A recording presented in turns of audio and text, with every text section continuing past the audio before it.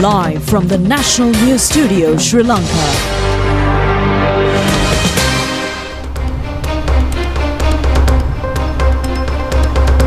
A very good evening and welcome to the national news telecast of the most prestigious channel in Sri Lanka. Bringing you the latest updates from home and across borders. I'm Vibodha Vijay Bandara. And I'm Kenza Farooq. Let's take a look at your headlines for tonight.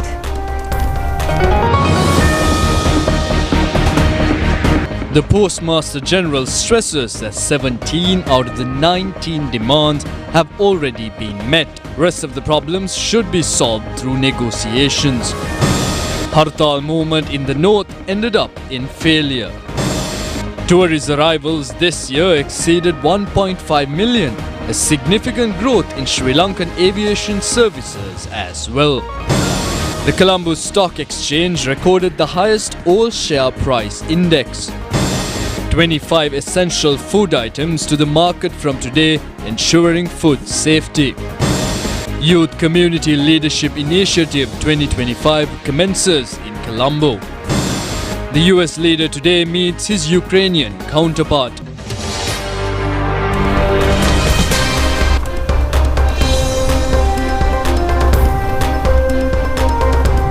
In your top local news, several trade unions of the Postal Department are on a strike. Postmaster General Ruwan Satkumara said at a media briefing held today that 17 out of the 19 trade union demands have already been met. Post and Telecommunication Officials Association and the United Postal Trade Union Front commenced the strike at 4 p.m. yesterday. The Central Mail Exchange commenced a continuous strike in postal and administrative offices island-wide since midnight. The strike is being carried out based on 19 demands. One of the objectives of the strike has been overtime payment instructions and a protest regarding instructions concerning the attendance marking of fingerprint machine. It has been reported that despite the strike, work at certain post offices was functioning normally, yet distribution of postal items has been hampered. Postmaster General Ruwan Satkumara said that several discussions had taken place regarding the current issues, including one with the Director General last week, where consensus had been reached. He noted that some trade union demands involved not using the fingerprint system for attendance, but emphasized that such practices could not be stopped due to government policy. He added that the Postal Department was incurring higher expenses than its income, especially due to salaries and allowances, leading to an annual loss of around 10 to 12 billion rupees. He further mentioned that losses from a single-day strike were measurable, but the long-term loss, such as losing customers to private courier services, was harder to quantify. He stressed that postal services were now part of a highly competitive business environment, and unlike before, customers were quick to shift to private couriers if dissatisfied.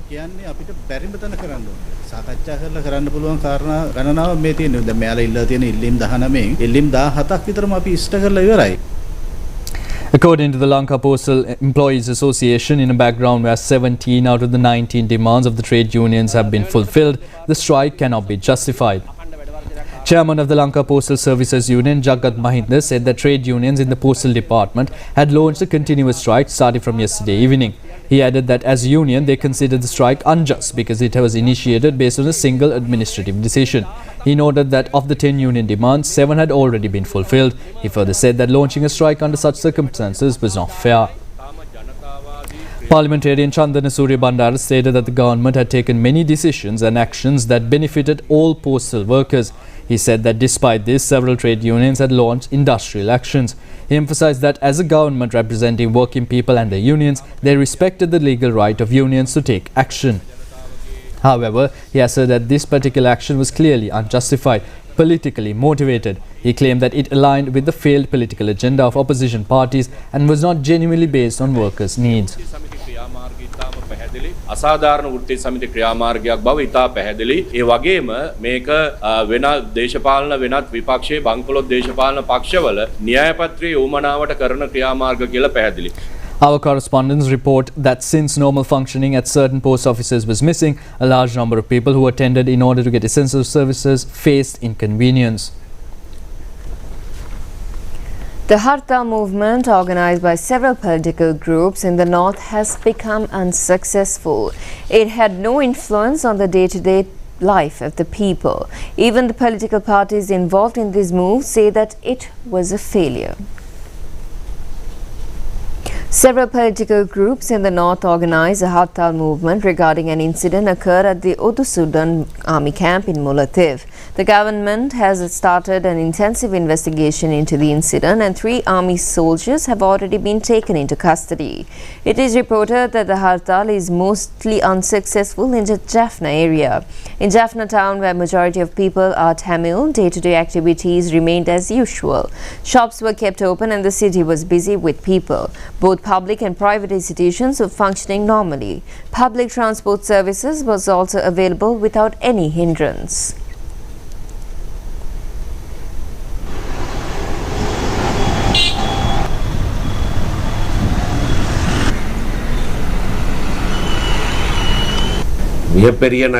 Former parliamentarian M.A. Sumandiran said that Jaffna is a place where many Tamils live.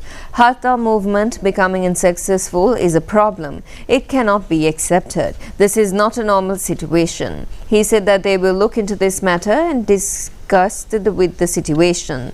In a place where Tamil culture is prevalent, such a situation cannot be tolerated. Parliamentarian Ramanathan Arjuna said that the situation was not a protest or a demand by Tamil people and that no shop was closed during the so-called hartal. He stated that only Subandhiran and a few members of the Ilankai Tamil Arasikatchi party had claimed throughout the day that a hartal was taking place, but people had not responded. It is reported that the hartal movement has caused no influence to the areas like Trincomalee, Batikalo, Vaunia, Kilinochchi and Ampara. District secretaries of these areas said that the transport services function normally and schools and hospital activities also held as usual. It was visible that shops were kept open and people get their services without any obstruction.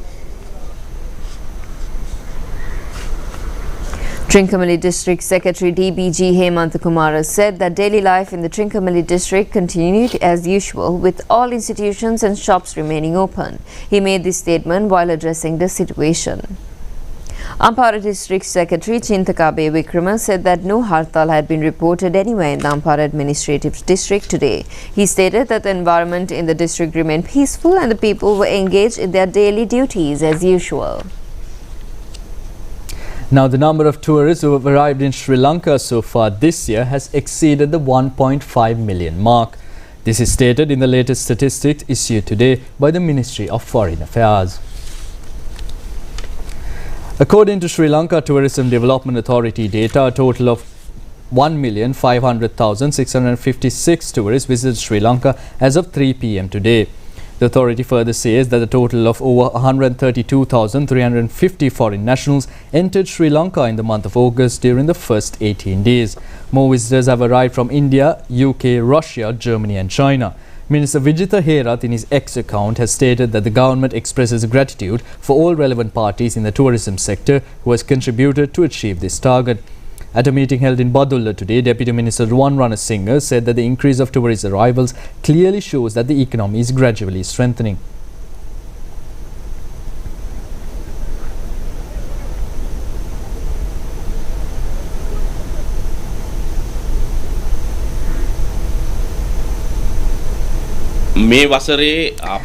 The Deputy Minister Ruwan Ranasinghe further stated that this year's target for Sri Lanka's tourism sector is to attract 3 million tourists.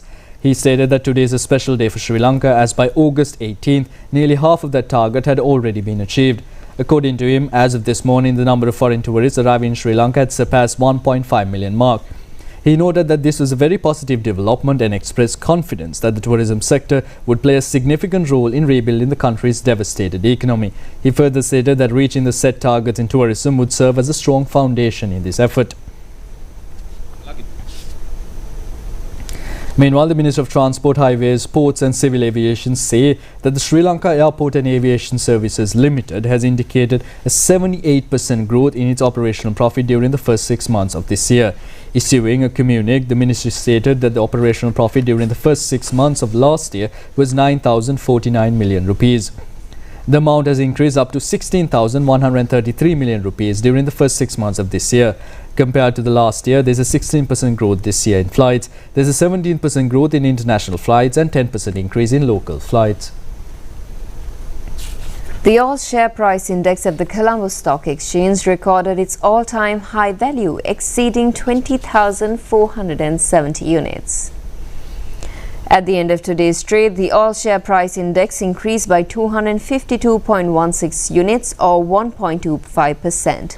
Previously, the highest recorded value was reported during the transactions conducted on the 15th of this month. The all-time high value on that day has been 20,218 units. Today's overall turnover has been recorded as 7.74 billion rupees. And now we move on to development news. 9 super luxury buses, which were removed from running at the Moratua Katubat SLTB depot, were repaired and added to the fleet today. A sum of 37.5 million rupees has been spent for this project. Joining the event, Deputy Minister Dr. Prasanna Kumara Gunasena said that 15 more such buses will be repaired and added to the service in the future. Deputy Minister Dr. Prasanna Kumara Gunasena said that on Friday evening there was a high demand for long-distance bus services, which at times exceeded the available supply. He said that in many cases they had to deploy regular buses to meet this demand. He expressed hope that they would be able to allocate more buses from areas like Gaul and Mathura and even from rural regions. The Hinguragoda Pinpara main road, which has not been renovated for over 50 years, is now being developed with laying carpets. The Road Development Authority will spend a sum of 190 million rupees for this purpose. After completion of the road project, people of many villages including Hinguragoda, Kirimatiya, Buddhayaya, Lankapura, Kaudul and Veheragala will receive benefits.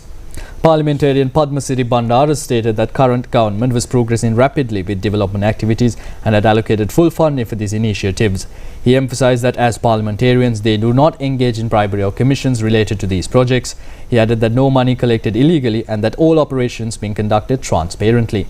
Hakmana town and the main bus stand are being carpeted at present. The Southern Provincial Road Development Authority has allocated 32 million rupees for this project. This has not been renovated for many years. Katagoda Vidurapola Rural Road in Uwa Paranagama electorate is been developed with layering concrete. A sum of 1 million rupees has been allocated for this purpose. Chairman of the National Cooperative Wholesale Establishment, Kosala Wilbava, says that the process to supply 25 essential food items at a concessionary price to the market continuously and gradually with the objective of creating food safety under the National Satosa brand has commenced from today. He made this observation at a media briefing held at Narayanpeta Economic Centre today. As an initial step, Haknadu and Kaklu varieties of rice were issued to the market with the official emblem of the National Cooperative Wholesale Establishment in the morning meeting today. The Cooperative Wholesale Establishment, which belongs to the Ministry of Trade, Commerce, Food Safety and Cooperative Development, was not functioning since 2020 and it was closed down during the previous government. With the present government coming to power, steps were taken to recommence it as a National Cooperative Wholesale Establishment, changing the previous direction.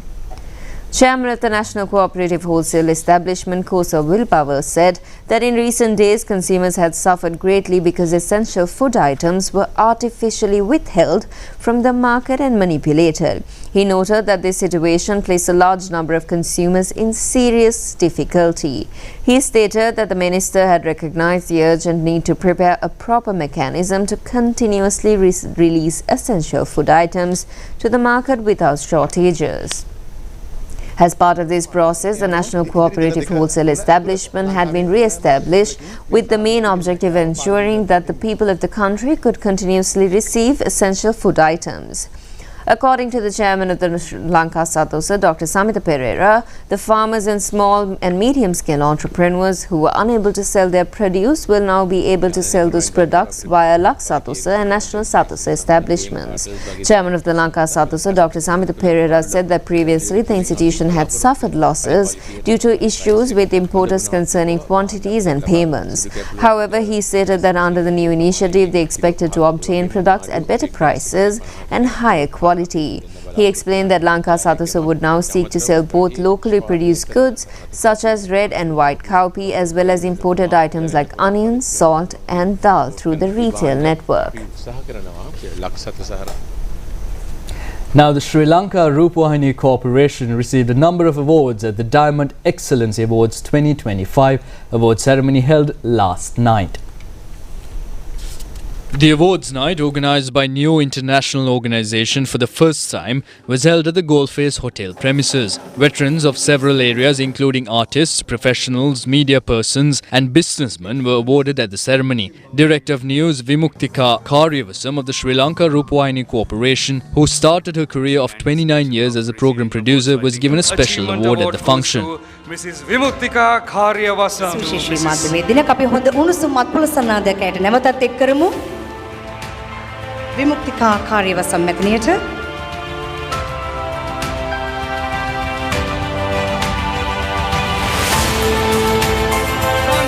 Business in Brief, Business News magazine was adjudged the best business news program of this year. The award was received by the producer and compeer Dushanta Darshanam. Udanta Kamal Sirivardhana Gunatilaka. Mudhwara children's program produced by Udanta Gunatilaka of the National Channel received the award for the best children's program of the year. Sindhuja Sri Bhagya received the Media Personality Excellence Award in the presentation of Rupavahini programs. Producer of Netra TV channel Thananjayan was awarded the Excellency Award in the presentation of international news and Rupavahini programs. Compeer Yuvaraja Gokul Niranjan won the award for excellence in international news and Rupavahini programs presentation. Pranita Koneshwaran of Netra TV channel won the award for the most popular media personality in Tamil medium of the year. Sri Skandaraja Sasikant bagged the award for the best producer of the Tamil documentary programs of Netra TV. Sivapada Sundaram Koneshwaran was awarded the Excellency Award in the production of cultural and musical shows of the year at SLRC. Vinita Karunaratna, former senior producer at National Television, bagged the Diamond Excellence Lifetime Award for her services in arts and media. 15-year-old pilot Byron Waller, an Australian national who is attempting to become the youngest supported pilot to fly around the world, arrived at the Ratmalana International Airport yesterday. He was welcomed at the airport premises in simple ceremony. He is flying in a Sling TSI aircraft. Living with Crohn's disease, Byron is determined to prove that illness does not define one's destiny. His aim is to make the world fully aware of this disease. His campaign highlights youth resilience, courage and determination even amid such a disease. He completed his first segment of flight from the Christmas Island in Australia to Stellata in Singapore on the 15th of this month. He has been able to complete this journey successfully, facing even turbulent and windy conditions. Byron arrived in Colombo after completing an epic 11-hour flight across the Indian Ocean as part of his global journey from Singapore to Sri Lanka. Byron says that it is something more than an attempt to set a world record. He stressed that it is a journey of courage, desire and enjoyment.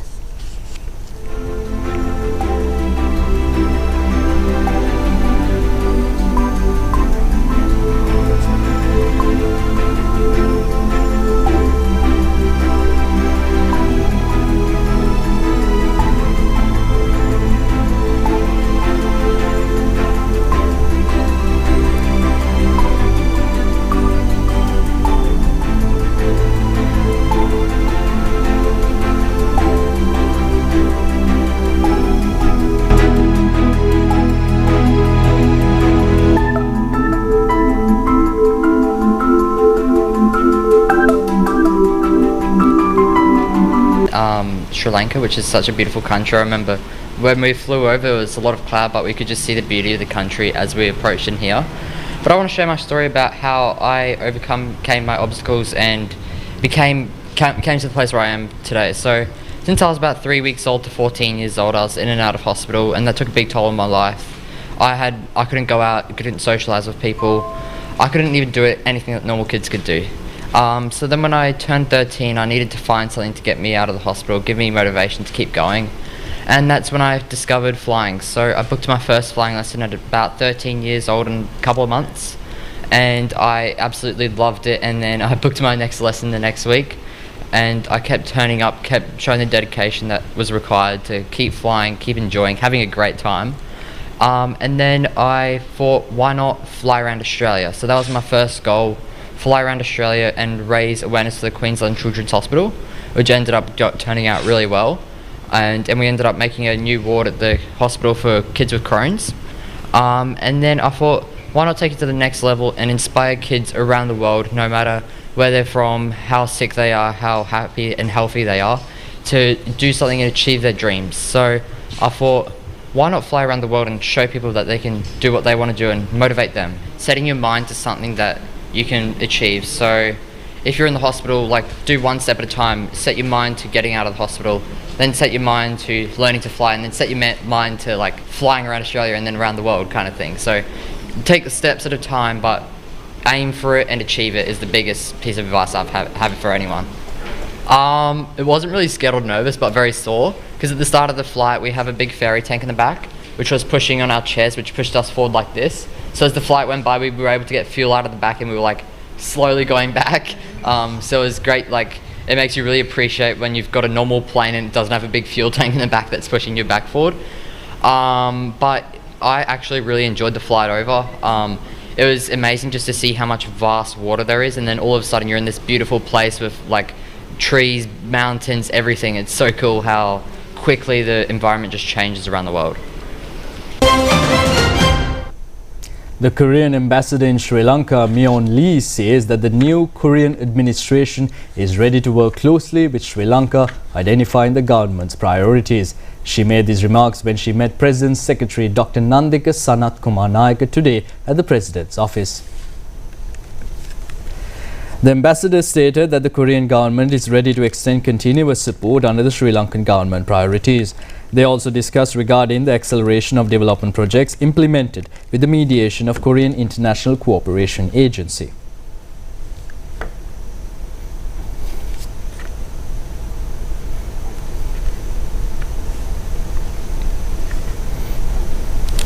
The inaugural function of the Youth Community Leadership Initiative 2025 was held in Colombo today in the morning. The theme of this year has been entrepreneurship and community participation. The youth initiative, organized under the patronage of the U.S. State Department, is being carried out with the objective of improving leadership and abilities of the South Asian youth community. The function commenced with the participation of Minister Sunil Kumar Gamage and the U.S. Ambassador in Sri Lanka, Julie Chung. The initiative will continue for 3 days, and more than 80 youths from 7 countries are participating in it. Among several main objectives of this initiative are creation of a connectivity system among young leaders of Asia, finding solutions for challenges faced by youths and empowering them through those challenges. Another main objective has been to allow functioning together with other countries of the region. U.S. Ambassador in Sri Lanka, Julie Chung, delivering the inaugural speech, stated that the youth initiative can be termed as an event. Now let me be very clear. The United States does not see young people simply as the leaders of tomorrow. We believe you're leading today. We've seen your leadership in the way that you mobilize communities, spark innovation, tackle complex problems with energy and with vision and with passion. And that's why over the past 15 years, the State Department has launched flagship youth networks like YALI in Africa, YSEALI in Southeast Asia, initiatives that bring together young change makers to collaborate, to create, to catalyze regional change. And I'm proud to say we have alumni from YSEALI, the Young Pacific Leaders, and the Young Trilateral Leaders Initiative also with us here today. The Minister of Health and Mass Media, Dr. Nalinda Jayatissa, made an observation visit at the Badulla Teaching Hospital recently. This is the major hospital located in the Uva province. Hospital Director Dr. Himali Gunasekara and the staff held a discussion with the Minister during this visit. They focused attention on many issues, including providing clinical training to the students of the newly set up medical faculty of the Uva Wellassa University and implementation of 2026 development plan. Badulla Hospital was promoted as a teaching hospital in 2023. It has 1,500 beds and comprised with a staff of 2,400, including consultant doctors and nurses. The outpatients department of the hospital provides treatment to over 1,000 patients daily. The Minister explained the necessity of developing the hospital in technical aspects. Minister Samantha Widyarathne, Governor Kapila Jayasekara and many others were present at this occasion.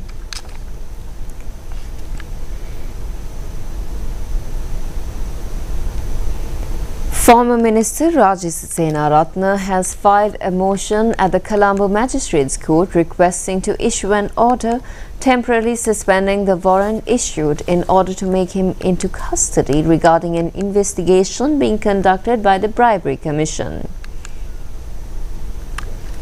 The motion was taken up before the Colombo Chief Magistrate Tanuja Lakmali today. When it was taken up in the open court in order to confirm facts, the magistrate stated that the demand has to be made when the Bribery Commission is appearing before the court regarding the motion. The Colombo Magistrates Court issued a warrant to take into custody a former director of the National Lotteries Board, Thusita Lolua, today. The warrant has been issued by the Colombo Additional Magistrate Pasan Amarasena after considering the facts provided by the Colombo Crimes Division. An investigation is being conducted by the Colombo Crimes Division regarding the incident of shooting at the vehicle of Thusita Lolua at Naharampeta recently. The magistrate issued the warrant after considering a request made by the police regarding those investigations. And now for a few more local news items in brief. 922 suspects have been taken into custody during special search operations conducted jointly by the Police Special Task Force and the Tri-Forces yesterday. Among them were 19 directly connected with crimes and another 431 issued warrants. 3 illegal firearms were also taken into police custody.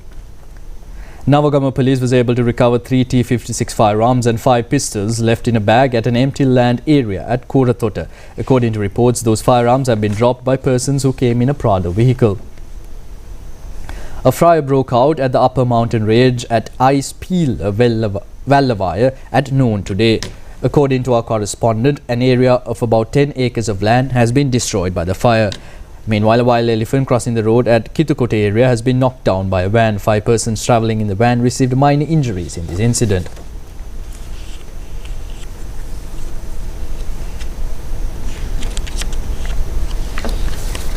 The sea stage of the bilateral naval exercise conducted for the 12th time between Sri Lanka and India commenced yesterday at the Western Sea area off of Sri Lanka. 2 warships of the Indian Navy and Vijayabahu and Saira deep-sea surveillance vessels belonging to the Sri Lankan Navy joined in this exercise. The brown plant hopper disease is fast spreading at a number of paddy cultivated lands in the Parakrama Samudra project. The farmers are requesting concerned authorities to provide facilities in order to obtain quality agrochemicals in order to prevent the destruction of cultivated lands due to the menace. Renovation of state house lines at Kenilworth Tea Estate, Ginigathena, destroyed several years back in a fire, has been commenced. A sum of nearly 3 million rupees will be spent on it, and the Italy-Sri Lanka Cooperation Forum is providing financial contribution for this purpose. According to estate labourers, domesticated dogs are becoming victims of mountain leopards at estate residencies. A CCTV camera recorded the incident of a mountain leopard carrying one of 2 dogs sleeping in front of a residence at Ginigathena. Coming up is your international news.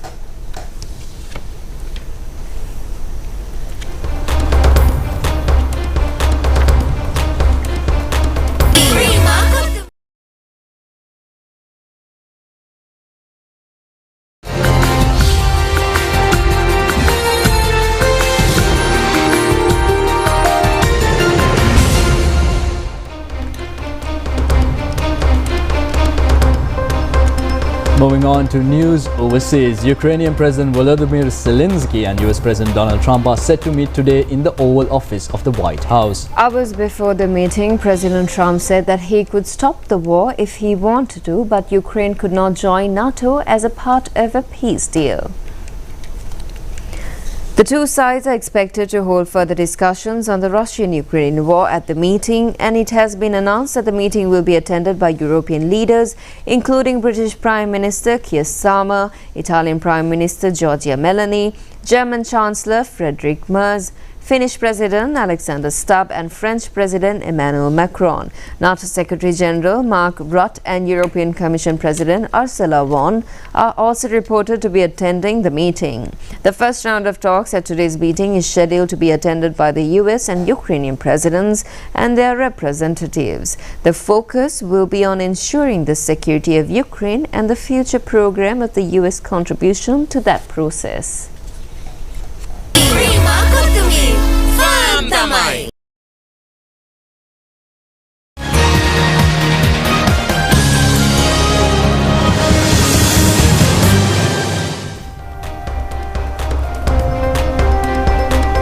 In your sports news, Minister of Sports Sunil Kumar Gamage says that the government is ready to provide necessary facilities for Sri Lankan players in order to win international medals in tape ball. He made this observation participating in a tournament organised by the Sri Lanka Tape Ball Association. The tournament was held at the Kimbula Ella Sports Ground in Sri Javardhanapura. Teams in women's, men's and mixed events participated in the tournament.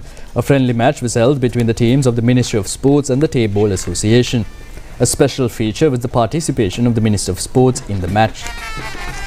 Minister of Sports Sunil Kumar Gamage said that the government was giving special attention to the sport of tape ball cricket, which had been officially registered under the Ministry of Sports. He stated that this presented a special opportunity for children in remote villages to participate in the sport. He noted that it was a low-cost game, especially in terms of equipment, making it accessible to all. The minister explained that many athletes today face financial difficulties, and through tape ball cricket, they aim to foster a new sport culture under the current government. He expressed hope to introduce both male and female athletes to the national stage through this initiative.